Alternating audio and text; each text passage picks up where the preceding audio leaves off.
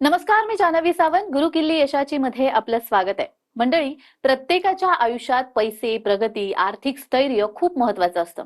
पण कधी कधी यामध्ये बऱ्याच अडचणी येतात आणि म्हणूनच आज आपण ग्रहस्थिती आणि आर्थिक स्थैर्य या विषयावरती चर्चा करणार आहोत आणि आपल्याला मार्गदर्शन करणार आहेत आचार्य सुनील कुमार. आचार्यजी, कार्यक्रमात खूप खूप स्वागत. खूप खूप धन्यवाद, खूप खूप आशीर्वाद.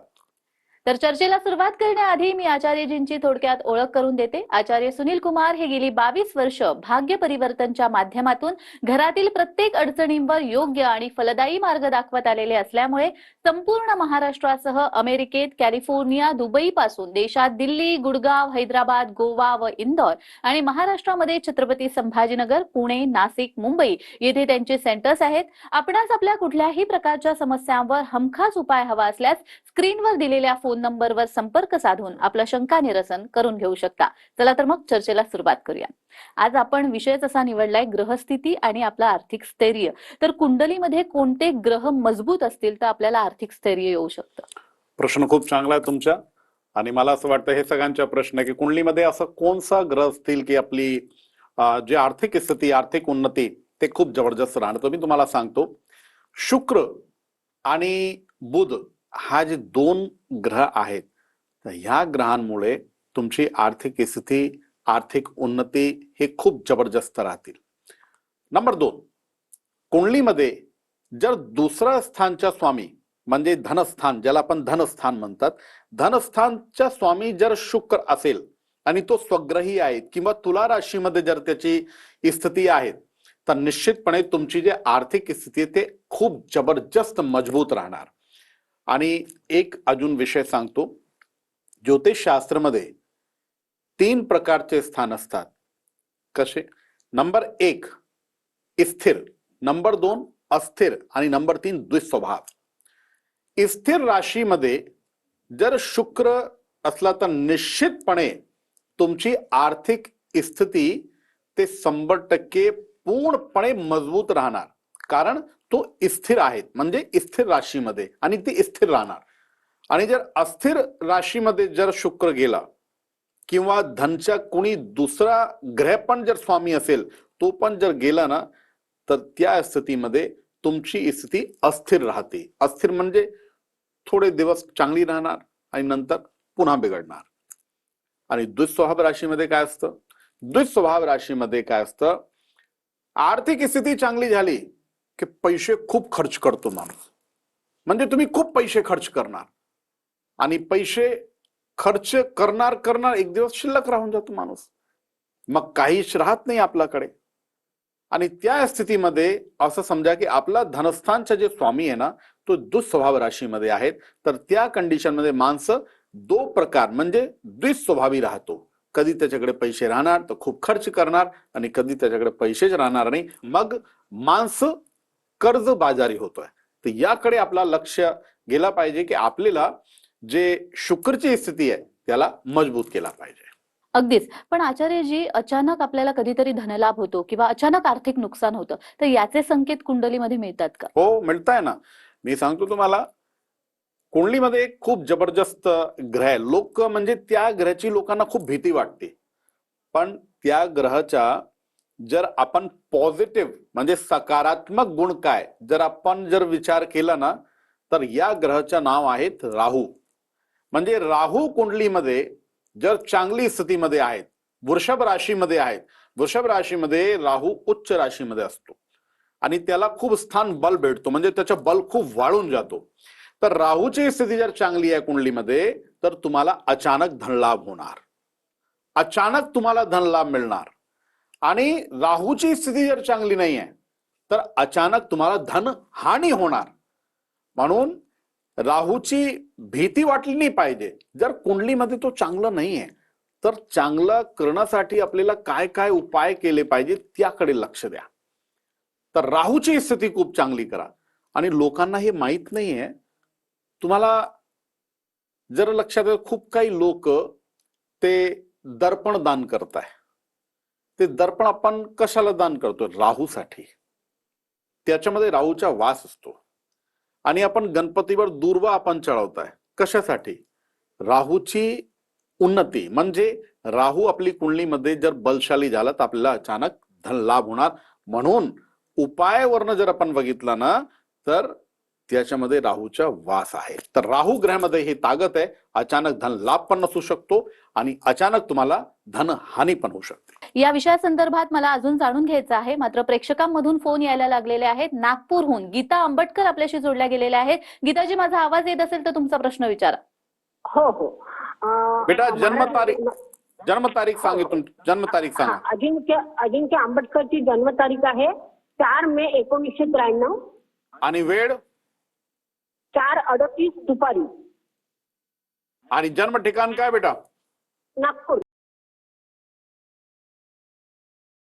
मला एक सांगा, तुम्ही खूप दिवसापासून याचे लग्नासाठी तुम्ही वाट बघताय, पण त्याच्यामध्ये खूप अडचणी येतात का तुम्हाला? म्हणजे लग्न जुळत नाही, ते बोलणं चालणं ते सुरू राहतो पण लग्न जुळत नाही, त्याच्यामध्ये खूप बाधा येत आहेत तुम्हाला? हो हो. येतात ना? तर तुमची जे मेन प्रॉब्लेम, जे आपला जे मूल विषय तुमचे आहेत की तुम्ही लग्नासाठी खूप प्रयत्न करू लागले पण कुठूनही स्थळ जमत नाही. आणि दुसरं जे स्थळ येतात ते आपलं सारखे स्थळ नाहीये, म्हणजे जिथं आपल्याला करायचे नाही ते लोक मागे लागतात. ठीक आहे ना? यासाठी तुम्ही एक उपाय मी तुम्हाला सांगतो, ते उपाय करा. नंबर 1, दर शुक्रवारी हे 11 शुक्रवार पर्यंत करायच्या लवंगची स्वतःहून लवंगची माळ बनवून घ्या, 21 लवंगची, आणि कुठल्याही देवीच्या मंदिरामध्ये जाऊन तुम्ही हे अर्पित करा. नंबर 2, दर शुक्रवारी तुम्हाला खडी साखर असते ना, खडी साखर लहान लहान मुलांना ते प्रसाद म्हणून तुम्ही वाटप करा. आणि नंबर 3, शेवटचा उपाय याच्यासाठी, दर गुरुवारी तुम्हाला 16 गुरुवार पर्यंत फुटाण्याची डाळ आणि गुळ हे गायला तुम्हाला खायला द्यायचे. फक्त हे 3 उपाय करा. आणि जेव्हा कुणी घरी आलं तर त्या दिवशी एक लक्ष ठेवा की मुलाचं जे तोंड आहे ते उत्तरकडे पाहिजे. उत्तरकडे जर तो तोंड करून बसला ना तर जे चांगले लोक आणि चांगलं स्थळ त्या दिवशी नक्की जमणार. आणि कधीपर्यंत होईल ते पण सांगून देतो. कुंडलीमध्ये जुलै पर्यंत याचं लग्न जमून जाईल आणि नंतर ऑक्टोबर पासून फरवरी पर्यंत लग्न होण्याची प्रबल शक्यता आहे. खूप खूप आशीर्वाद. मला वाटतं गीताजींना त्यांच्या प्रश्नाचं उत्तर मिळालं असेलच. तुम्हालाही जर अशा काही समस्या असतील तर स्क्रीनवर दिलेल्या फोन नंबरवर नक्की संपर्क करा. आचार्यजी, बऱ्याच वेळा आपल्या आयुष्यामध्ये आपल्याला काहीतरी मोठे निर्णय घ्यायचे असतात. म्हणजे एखादी वस्तू खरेदी करायची असेल, घर खरेदी करायचं असेल, गाडी, तर त्यासाठी आपण कर्ज घेतो. तर कर्ज घेताना कुंडली पाहणं गरजेचं आहे का? हो. नंबर 1, कर्ज घेताना कुंडली जर तुम्ही बघितली तर खूप जबरदस्त. पण जर ते शक्य नाही झाला तर एक लक्षात ठेवायचं, मंगळवारी कर्ज घ्यायचं नाही. म्हणजे मंगळवारी तुम्ही एकदम अवॉइड करा. आणि नंबर 2, आपण कुंडली का बघतोय की जर त्या काळात, ज्या काळात तुम्ही कर्ज घेताय आणि कर्ज घेताना द्विपुष्कर योग, त्रिपुष्कर योग यासारखे जर योग आहेत तर निश्चितपणे हा कर्ज दुपट्ट होऊन जातो. त्रिपुष्कर योग तिपट्ट होऊन जातो. म्हणजे कर्ज फेडता येत नाही, तो वाढून जातो. म्हणून आपल्याला थोडस काळचा विचार केला पाहिजे. ते आधी जे लोक होते ते तर यात्रा करायच्या आधी पण दिशाशूल त्यांना बघायच्या. पण आज आपलं लाईफस्टाईल इतकं जास्त बिझी झालेलं आहे की आपण याकडे लक्ष देत नाही. पण लक्ष दिलं ना तर तुमची खूप जे पुढची जे प्रॉब्लेम आहे ते कधी तुमच्याकडे येणार नाही. तर त्याकडे लक्ष दिला पाहिजे. अगदीच. आपण या विषयासंदर्भात अजून बोलणार आहोत, मात्र प्रेक्षकांमधून फोन आलेला आहे. प्रिया दाभाडे आपल्याशी जोडल्या गेलेल्या आहेत. प्रियाजी, माझा आवाज येत असेल तर तुमचा प्रश्न विचारा. हो हो. नमस्ते गुरुजी. नमस्ते बेटा, जन्मतारीख सांगा. माझी बहीण तृप्ती ठाकूर आहे. त्यांची जन्मतारीख 6/6/1990 आहे. आणि वेळ बेटा? दुपारी 4 वाजता. जन्म ठिकाण? पुणे. बेटा, कुंडलीमध्ये बाकी सगळं व्यवस्थित आहे, पण असं म्हणतात ना, पहिला सुख निरोगी काया म्हणजे आरोग्य मला बिलकुल एकदम चांगलं दिसत नाही. कारण याच्यामध्ये 3.5 महिन्यापासून जे दशा चालू आहे ना ते खूपच बेकार दशा चालू आहे. तर मला एक सांगा, हिला जे हात आणि पायामध्ये काही त्रास होतो का 3.5-4 महिन्यापासून? हो गुरुजी, ते जागेवरून उठतच नाहीये. ते इतकं जास्त त्रास वाढलेला आहे? ते कळतच नाही, सगळे रिपोर्ट नॉर्मल येत आहे ते. आणि त्रास इतका जास्त वाढलेला आहे की ती म्हणजे जागावर बसती झोपून राहते. आहे. हो, जागेवर झोपून आहे. बेटा एक काम करा, आता जी ग्रहदशा चालू झालेली आहे ना याच्यामध्ये खूप भयंकर प्रॉब्लेम आहे. तर काय करायचं, पण एक मी सांगतो, तुम्ही पण घाबरू नका आणि तिला पण थोडासा हे द्या, ठीक आहे ना, तिला पण असं घाबरू देऊ नका. काय करायचं, नंबर एक, एक लॅसुनिया म्हणून एक स्टोन म्हणजे खडा आहे, ते गळ्यात घालायचे. नंबर दोन, शनिवारी, पौर्णिमा आणि अमावस्येला गौमूत्र असतं ना, ते गौमूत्र अंघोळ करताना पाण्यात टाकायचं. हे दोन उपाय लगेच करून द्या. आणि नंबर तीन, हिच्या वजनी बरोबर, जेवढा वजन आहे ना, वजनी बरोबर बाजरी माहिती आहे तुम्हाला, बाजरी दान करायचं, ठीक आहे ना, बाजरी दान करा ह्याच्या वजनी बरोबर. आणि कुठल्या दिवशी, तर शनिवारी नाहीतर अमावस्येला. आपण एवढा केला ना, लगेच तिला एकदम बरं वाटणार. आणि तुम्ही एकदम काळजी करू नका. जास्त आणि जास्त 1 महिना अजून लागणार. 1 महिना नंतर 100% ते उठणार आणि काहीच प्रॉब्लेम राहणार नाही. खूप खूप आशीर्वाद. प्रियाजींना त्यांच्या प्रश्नाचं उत्तर मिळालं असेलच. तुम्हालाही जर अशा काही समस्या असतील तर स्क्रीनवर दिलेल्या फोन नंबरवर नक्की संपर्क करा.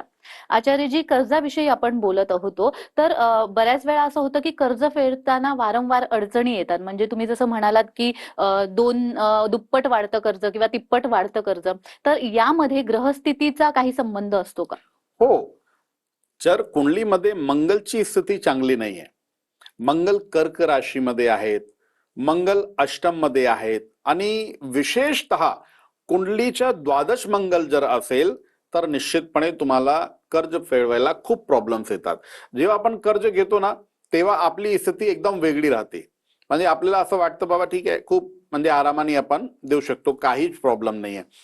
कर्ज घेतल्यानंतर कंडिशन हळूहळू हळूहळू एकदम खाली जाते, मग ते कर्ज फेडता येत नाही. तर कुंडलीमध्ये जर यासारखी कंडिशन आहेत जे मी तुम्हाला सांगितले, तर त्या कंडिशन मध्ये काय केलं पाहिजे, तर एक लक्षात ठेवा, दर मंगळवारी हनुमानजीच्या मंदिर म्हणजे 5 लाडूचा भोग हे तुम्ही लावत जा. आणि 10 मंगळवार पर्यंत हे उपाय करायचा, तर तुम्ही त्या स्थितीतून बाहेर पडणार. आचार्यजी, ज्योतिषशास्त्रानुसार कर्ज लवकर फेडण्यासाठी काही उपाय आहेत का? हो, जसं मी सांगितलं की मंगलची स्थिती बघायची आपल्याला, कुंडलीमध्ये मंगलची स्थिती काय. आपल्याला जर लवकर, खूप काही लोक म्हणजे जर 20 वर्षासाठी लोन घेतलं आणि त्यांना असं वाटतं बाबा लवकरात लवकर, सगळ्यांना असं वाटतं लवकरात लवकर आपण कर्जमुक्त व्हावा, त्यासाठी काय केलं पाहिजे, तर त्यासाठी तुम्ही मंगलचे उपाय जास्तीत जास्त करा. नंबर एक, प्रयत्न केला पाहिजे की तुम्ही कर्ज मंगळवारी परत करण्याचा प्रयत्न करा, नंबर एक. नंबर दोन, दर मंगळवारी एक म्हणजे हा एक एवढा सिद्ध उपाय तुम्ही केला ना, त्याचा फरक तुम्हाला लगेच दिसणार. एक खैर वनस्पती राहते, खैर वनस्पती, त्या खैर वनस्पती जवळ तुम्ही दर मंगळवारी संध्याकाळी चमेलीचे तेलचा एक दिवा लावत जा. हा इतका चांगला उपाय आहे ना, तुम्हाला त्याचा रिझल्ट दिसणार. आणि नंबर तीन, दररोज एक नियम ठरवा की आपल्याला हनुमान चालीसा म्हणायचा. हनुमान चालीसा म्हणजे तुमचा मंगल मजबूत होणार, तुमचा मंगल खूप स्ट्रॉंग होणार. आणि याच्यामध्ये एक खूप छोटासा उपाय आणि खूप सोपा आहे करणं, जे आपले लोनचे डॉक्युमेंट्स आहेत, ते लोनचे डॉक्युमेंट्स कधीच, जे तुमचे दागिने, तुमचे पैसे तिकडे कधीच ठेवायचे नाही. जर तुम्हाला लवकर तुम्हाला कर्ज जर फेडवायचं तर हे चूक करायचं नाही. आणि हे खूप म्हणजे आपल्या हातातली गोष्ट आहे, काही प्रॉब्लेम नाहीये, खूप सोपा आणि खूप साधारण आहे एवढं करणं. आणि हे कुठे ठेवायचं, तर दक्षिण दिशेला ठेवा तुम्ही. आणि आपण उत्तर दिशेला आपले दागिने पैसे वगैरे उत्तर दिशेला ठेवतो. तर जर दक्षिण आपण ठेवला ना, तर निश्चितपणे तुमचा हे कर्ज लवकरात लवकर तुम्ही फेडू शकता, तुम्हाला काही त्रास होणार नाही. आचार्यजी, मला थोडंसं गुंतवणुकी संदर्भात विचारायचंय. जर आपल्याला शेअर मार्केट, प्रॉपर्टी किंवा सोन्यामध्ये गुंतवणूक करायची असेल तर आपण ग्रहस्थिती पाहिली पाहिजे का, कुंडलीचा विचार केला पाहिजे का?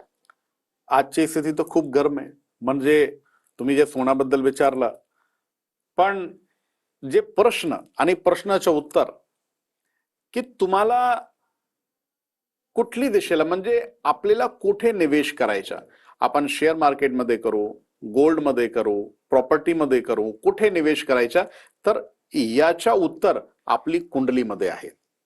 कुंडलीमध्ये जर ग्रहांची स्थिती बघितली आणि त्यानुसार, जसं मी तुम्हाला उदाहरणार्थ सांगतो, बुध आणि राहूची स्थिती जर चांगली आहे तर त्या कंडिशनमध्ये तुम्हाला शेअर मार्केटमध्ये निवेश करायचा. मंगलची स्थिती जर खूप चांगली आहे त्या स्थितीमध्ये तुम्ही प्रॉपर्टीमध्ये निवेश करा, गोल्डमध्ये निवेश करा. तर हे वेगळे वेगळे ग्रह आणि वेगळे वेगळे ग्रहानुसार वेगळे वेगळे योग कुंडलीमध्ये असतात. त्या ग्रहानुसार आपण हे डिसिजन घेऊ शकतो की आपल्याला कुठे निवेश केला पाहिजे. आता तुम्ही पण खूप काही वेळ बघितला असेल की लोकांना प्रॉपर्टीमध्ये पैसे लावले आणि खूप ऐकत असेल तुम्ही की 10 लाख लावले होते आणि आज 2 कोटी झाले, म्हणजे ती प्रॉपर्टी 2 कोटीची झाली. आता आपल्या मनात पण असं येतं, बाबा आपले पण म्हणजे आपल्याला पण प्रॉपर्टीमध्ये निवेश केला पाहिजे. आणि जर आपला काही पास्ट बघितलं की 10 वर्ष आधी आपण 20 लाख रुपये लावले होते आणि आज जर आपण विकायला गेलो तर कोणी 30 म्हणताय, 35 म्हणताय, म्हणजे काही जास्त आपल्याला प्रॉफिट झालं नाही. याचं कारण काय? याचं कारण एकच, जे तुम्ही प्रश्न केला होता त्याचं परफेक्ट उत्तर, की निवेश करायच्या आधी एकदा परामर्श केला पाहिजे की आपण निवेश कुठली दिशेला करू. आणि परफेक्ट जर निवेश राहिला तर त्याच्या परफेक्ट तुम्हाला रिस्पॉन्स मिळणार 100%. हे झालं गुंतवणुकीबाबत. आता आपण आर्थिक स्थैर्याबाबतच बोलतोय, म्हणून की एखाद्याला आर्थिक अडचणी येत असेल तर ज्योतिषशास्त्रामध्ये त्याचा काही उपाय आहे का? आर्थिक अडचणीवर आपल्याला सगळ्यात आधी जे आपली दिनचर्या आणि जे आपली पर्सनॅलिटी, आपला व्यक्तित्व, तो एकदम व्यवस्थित पाहिजे. नंबर 1, मी आधी पण खूप वेळ सांगितलंय, खूप काही लोक फाटले कपडे वगैरे घालताय तर त्याच्याने काय ते राहू आपला खराब होऊन जातो, ते करायचं नाही. जर असं केलं तर निश्चितपणे आर्थिक स्थिती कधी मजबूत होणारच नाही. नंबर 2, घरात लक्ष्मी स्थान, म्हणजे जिथं आपण पैसे, दागिने आणि आपली जे जे पासबुक्स, डेबिट कार्ड्स, हे सगळी जे आहे सामग्री त्यांना ठेवायला, आणि एक तुमच्या घरी जे काही पैसे वगैरे आले थोडी वेळ तिकडे ठेवा. तर लक्ष्मीचं स्थान पाहिजे. खूप काही लोकांच्या घरी ते स्थानच राहत नाही, आणि स्थान नाही आहे मग लक्ष्मी कसं थांबणार, आर्थिक स्थिती कसं मजबूत होणार तुमची. आणि ज्या लोकांची आर्थिक स्थिती मजबूत आहे त्या लोकांना तर हे उपाय जे मी सांगितला, आणि ज्यांची नाहीये त्यांना काय केलं पाहिजे, तर या प्रश्नाचं उत्तर आहे शुक्रवार वैभव लक्ष्मीचा वार असतो, तुम्ही उपवास ठेवू शकता.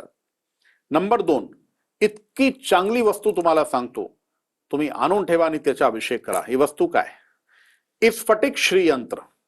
स्फटिक श्रीयंत्र याच्या जे लोक दर शुक्रवारी किंवा दर पौर्णिमेला जे लोक दुधाने अभिषेक करताय, गायीच्या दुधाने अभिषेक करताय ना, त्यांच्या घरी कधी काही कमी पडत नाही. आणि अभिषेक करताना एक खूप सुंदर मंत्र आहे, हा श्री सूक्तम मंत्र आहे की ताम आवहज्जात वेदो लक्ष्मीम अनपगामनी. हा जे मंत्र आहे ना, ते अनपगामनी लक्ष्मी, म्हणजे एकदा पैसे आपल्याकडे आले ना ते जात नाही, म्हणजे पैसे येत राहतात. तुम्ही कितीही खर्च केले तरी पैसे येत राहतात. तर आर्थिक स्थिती मजबूत करण्यासाठी श्रीयंत्र उपासना करा. आणि श्रीयंत्र उपासना म्हणजे काय, जे मी सांगितलं, दर शुक्रवारी, पौर्णिमेला, नाहीतर अमावस्येला पण चालेल. आणि ते जे आपल्याला ठेवलं पाहिजे ते तांदूळमध्ये ठेवा, कारण तांदूळमध्ये लक्ष्मीचा वास असतो. आणि 4 तर्फे तुम्ही काय करा, आपण कॉइन्स म्हणजे सिक्के बिखरून द्या. तर असं जर तुम्ही केला ना तर तुमच्याकडे पैशांची कधीच कमी पडणार नाही. आचार्यजी, आज आपण बोलतोच आहोत आर्थिक स्थैर्याबद्दल. तर लक्ष्मी प्राप्तीसाठी किंवा आर्थिक स्थैर्य आपल्याकडे यावं यासाठी कोणता ग्रह बलवान असला पाहिजे? ग्रहांचं जसं मी सांगितलं, शुक्र, राहू, बुध, गुरु, हे जे 4 ग्रह आहे ना, हे खूप उत्तम आहे. म्हणजे तुम्हाला जर आर्थिक स्थिती, आर्थिक उन्नती तुमच्या आयुष्यात पाहिजे तर ह्या 4 ग्रहांवर तुम्ही नियंत्रण ठेवा आणि यांना मजबूत करा. खूप काही लोक म्हणतात आपण ग्रह शांती करू. ग्रह शांती नाही, ग्रहांना ऊर्जावान कसं ठेवायचं, त्याचे काय उपाय, ते उपाय केले पाहिजे. जसं तुम्हाला जर गुरु तुम्हाला प्रबल करायचा तर त्यासाठी नंबर 1, दर गुरुवारी आपल्या गुरूंना प्रणाम करा. मी तर म्हणतो रोज करा, पण कमीत कमी गुरुवारी तरी करा. नंबर 2, गुरुवारी गायची सेवा. गायला तुम्ही काही ना काही खायला नक्की द्या. आणि हे जे उपाय मी सांगतो ना, हे तुम्ही जर रोज केले तर रोज पण चालेल, पण वेळ नसेल तर तुम्ही कमीत कमी गुरुवारी नक्की करा. आणि नंबर 3 खूप सोपा उपाय आहे. जर गुरु प्रबल करायचे असेल तर केसरला तुम्हाला काय करायचे, इथं लावायच्या, जीवावर लावा आणि नाभीवर लावा. 3 जागा केसर धारण करा. राहू जर तुम्हाला मजबूत करायच्या तर दर्पणचं दान करा आणि दर बुधवारी आणि अमावस्येला गणपतीवर दूर्वा चढवा. 8 बदामचा भोग गणपतीला लावा. तसं वेगळे वेगळे ग्रहांसाठी वेगळे वेगळे उपाय असतात. तुमची कुंडलीमध्ये कोणता ग्रह कमजोर आणि कोणता ग्रह मजबूत आहे यासाठी कुंडली बघणं हे खूप गरजेचं आहे. तर या 4 ग्रहांवर जर आपण नियंत्रण ठेवलं आणि यांना ऊर्जावान केला तर तुम्ही 100% खूप ऊर्जावान राहणार आणि पैशांची ऊर्जा नेहमीच तुमच्याकडे राहणार. अगदीच. म्हणजे आपली आर्थिक स्थिती उत्तम राहिली पाहिजे यासाठी कुंडलीचा सुद्धा विचार करायला हवा. तुम्ही इथे आलात आणि खूप छान मार्गदर्शन केलं, त्यासाठी खूप खूप धन्यवाद. खूप खूप धन्यवाद आणि आशीर्वाद. ओम स्वस्ति न इंद्रवृतश्रवाः स्वस्ति नः पूषा विश्ववेदाः स्वस्ति नस्तारिक्षरिष्टनेमिः स्वस्ति नो बृहस्पतिर् ददातु दीर्घमायुः. खूप खूप आशीर्वाद. तर गुरुकिल्ली यशाची मध्ये आज आपण इथेच थांबतोय. पुन्हा भेटूया एका नवीन विषयासह. तुम्ही कुठेही जाऊ नका. पाहत रहा TV9 मराठी.